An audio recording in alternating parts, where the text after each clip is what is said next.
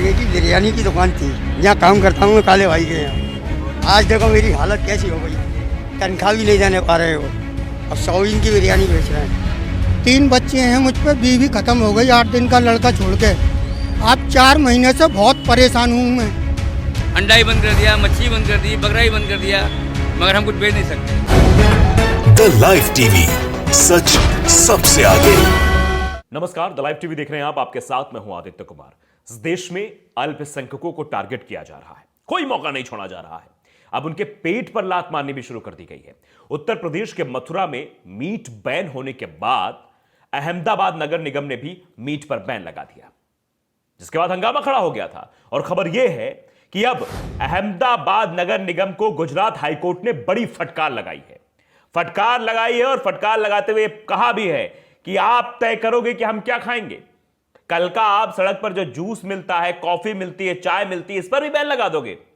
यह बात अहमदाबाद नगर निगम को गुजरात हाईकोर्ट ने कही है। खबर में पढ़ाता हूं, नॉनवेज बेचने पर बैन को लेकर गुजरात हाईकोर्ट की अहमदाबाद नगर निगम को फटकार। कहा कल आप गन्ने का रस, कॉफी भी बंद कर दोगे। अगर यह स्थिति रही, टारगेट करने का मूड बना लिया, तो सड़कों पर जो लोग चाय बेचते हैं, कॉफी बेचते हैं, जो लोग रोजमर्रा का जीवन चलाते हैं, जिनका जीवन ही टपरी हो गया है, वहीं पर से वो पैसे कमाते हैं, उनको आप बंद करवा दोगे। ये सीधे सीधे फटकार लगाई गई है। और सीधे से कहा है, जस्टिस बीरेन वैष्णव की बेंच ने पूछा मुझे क्या खाना है, ये आप कैसे तय कर सकते हैं। यह तो एक तरीके से लोकतंत्र की हत्या है कि आप तय करें कि मुझे क्या खाना है। पिछले महीने अहमदाबाद नगर निगम की सड़क किनारे नॉनवेज बेचने को लेकर यह बैन लगा दिया गया था। अब सुनवाई थी, इसको लेकर याचिका पड़ी थी, फटकार लगाई गई। गुजरात हाईकोर्ट ने याचिका पर सुनवाई करते हुए नगर निगम से पूछा कि आप लोगों के पसंद की खाने की चीजें को कैसे रोक सकते हो। कल को आप कॉफी, गन्ने के रस पर भी प्रतिबंध लगा देंगे। सुनवाई के दौरान गुजरात हाईकोर्ट के जज जस्टिस बीरेन वैष्णव की बेंच ने निगम से कई सवाल पूछे। उन्होंने पूछा कि मुझे क्या खाना, यह आप कैसे तय कर सकते हैं। यदि आपको नॉनवेज नहीं पसंद है तो यह आपका नजरिया है, लेकिन यदि किसी व्यक्ति को पसंद है तो उसे खाना चाहता है, तो फिर आप कैसे उसे रोक सकते हैं। पीठ ने सख्त टिप्पणी करते हुए अहमदाबाद नगर निगम से पूछा कि क्या दूसरे लोगों को आपकी मर्जी के हिसाब से चलना होगा। क्या यह आप तय करेंगे कि कोई बाहर खाने जा सकता है या नहीं जा सकता है। और इसके साथ ही तंज कसते हुए और सख्त लहजे में कोर्ट ने कहा, यदि कल को गन्ने का रस पीने की इच्छा होगी तो आप यह कहेंगे कि शुगर हो जाएगी, इसलिए नहीं पीना है। कॉफी भी स्वास्थ्य के लिए खराब है, आप ये कहेंगे। कोर्ट ने निगम के फैसले पर भी विचार करने के आदेश दिए हैं। जिस तरह का फैसला लिया गया है, कोर्ट ने सीधे तौर पर कह दिया है। तो आप समझिए, कोर्ट की बड़ी फटकार है। और ये क्यों किया जा रहा है आप जानते हैं। उन गरीब तबके के जो लोग हैं, जो अपना जीवन यापन करते हैं, सड़कों पर रेड़ी पटरी लगाते हैं, वहां पर मीट बेचते हैं, तो पैसे कमाते हैं, उनसे उनका परिवार चलता है। लेकिन इस तरह का बैन आप समझते हैं कि उनके ऊपर एक आर्थिक मार है।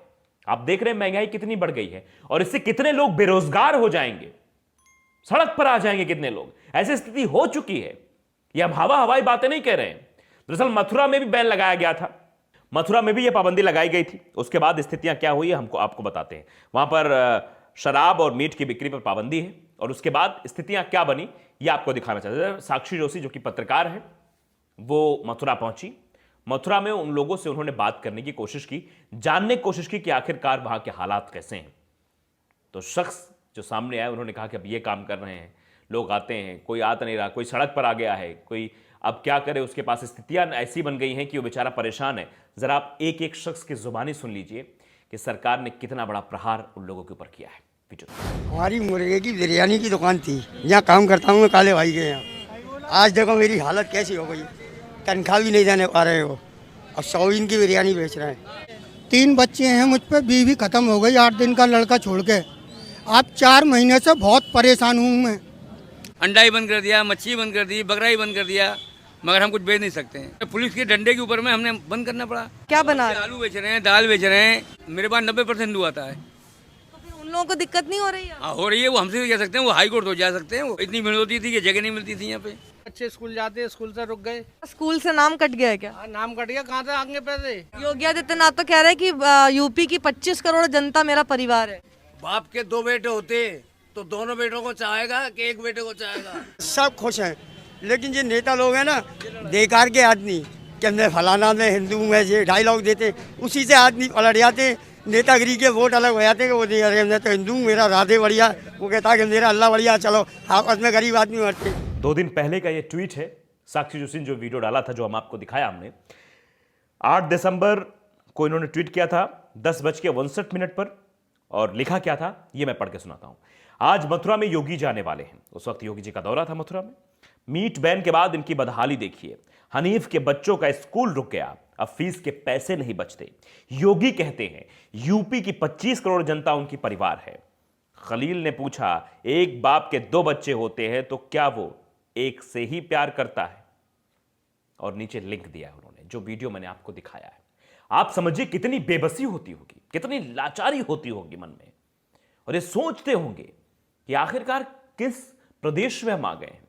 हर जगह टारगेट किया जा रहा है, कभी लिंचिंग की जा रही है, कभी मंदिर मस्जिद की बातें करके मारपीट की जाती है चौराहों पर, जय श्री राम का नारा लगाकर गुंडे इस तरह का काम करते हैं। यह आखिर कैसे प्रदेश का निर्माण किया जा रहा है? उत्तर प्रदेश को कैसा उत्तम प्रदेश से बनाया गया है? यह सवाल पूछा जा रहा है, इसीलिए पूछा जा रहा है। और मोदी जी कहते हैं न्यू इंडिया बन रहा है। मोदी जी के इस नए भारत में क्या क्या हो रहा है देख रहे हैं आप। और योगी आदित्यनाथ के उत्तर प्रदेश को उत्तम प्रदेश बनाने की जो शैली है, जो भाषा है, क्या वो सही है? क्या उत्तम प्रदेश बन गया? क्या सबका साथ, सबका विकास, सबका विश्वास आ गया? अगर सबका साथ, सबका विकास होता तो शायद ये तस्वीर ना आती। और शायद इसीलिए हाईकोर्ट ने, गुजरात हाईकोर्ट ने अहमदाबाद नगर निगम को फटकार लगाई है। सीधे शब्दों में कहा है कि आप किसी खाने पर पाबंदी कैसे लगा सकते हैं भाई? अब नगर निगम तय करेगा कि सड़क पर चल रहे लोग क्या खाएं क्या ना खाएं। जिसके पास 5 स्टार में बैठकर खाना खाने के पैसे नहीं हैं, जिसके पास बड़े बड़े होटलों में जाने के पैसे नहीं है, वो सड़क पर ही तो खाएगा साहब। और फिर इनका क्या होगा? इनके लिए क्या सोचा है आपने? जो सड़क पर रेहड़ी पटरी लोग लगाते हैं, जो दिन का कमाते हैं, उसके बाद घर जाते हैं, अपना परिवार चलाते हैं, इनके बारे में भी नहीं सोच रहे हैं आप। तो सीधे सीधे गुजरात हाईकोर्ट ने फटकार लगाई है कि कल का आप कॉफी बंद कर देंगे, कल का जो गन्ने का रस मिलता है सड़क पर, जो आपने देखा होगा गन्ना वाला रस आता है, उसको भी मना कर देंगे। तो ये सीधे तौर पर गलत चीजें हैं। ये सिर्फ और सिर्फ टारगेट करने की मंशा है और इसके पीछे कोई मतलब नहीं है। इसमें सिर्फ अहमदाबाद नगर निगम शामिल नहीं था, और भी थे।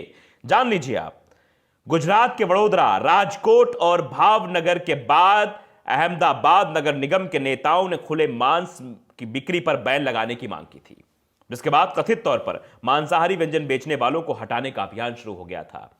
राज्य के सभी 8 नगर निगमों पर भाजपा का शासन है। समझ रहे हैं? ये भाजपा वाले जो नारा देते हैं, इनका नारा फ्लॉप हो गया। ये सबका विकास नहीं चाहते हैं, ये सिर्फ कुछ लोगों का विकास चाहते हैं। इसीलिए ये सब कर रहे हैं, इसीलिए ऐसी तस्वीरें सामने आ रही हैं, इसीलिए ऐसी खबरें सामने आ रही हैं, क्योंकि इनके पास कुछ अब बचा नहीं है। मंदिर मस्जिद कराने का बचा है, या फिर इस तरह का कृत्य करेंगे ताकि देश में एक माहौल खराब हो, हिंदू मुसलमान होने लगे, लोग लड़ाई दंगा करने लगे, लोग एक दूसरे को टारगेट करने लगे। इसी मंशा से ये लोग काम कर रहे हैं। यही इनकी मंशा है, और इनकी मंशा साफ नजर आती है, दिखाई देती है कि किस तरह कृत्य लोग कर रहे हैं। लेकिन गुजरात हाईकोर्ट की कार्रवाई दर्शाती है कि गुजरात हाईकोर्ट कितना नाराज है सरकार से, कि गुजरात हाईकोर्ट कितना इस कृत्य से नाराज है। तभी वो नगर निगम को फटकार लगा रहा है। और इन सभी को यह फटकार है, जिन लोगों ने किया है, जिन नगर निगमों में यह कार्रवाई ऐसी हुई है, इस पर सभी पर अब अंकुश लगाया जाएगा। इसको जो बैन है वो हटाया जाएगा, क्योंकि सख्त हिदायत दी गई है अभी कोर्ट की तरफ से। क्योंकि ये सब टारगेट करने की कोशिश है। ये सिर्फ अपने बारे में सोचते हैं, ये उनके बारे में कतई नहीं सोचते जो सड़क पर रेडी पटरी में दुकान लगाकर अपना संसार चलाता है, अपना जीवन चलाता है, उसी से उसके घर का खर्च चलता है। उस बारे में बिल्कुल नहीं सोचते। अगर सोचते होते तो शायद इस तरह का बैन ना लगाते।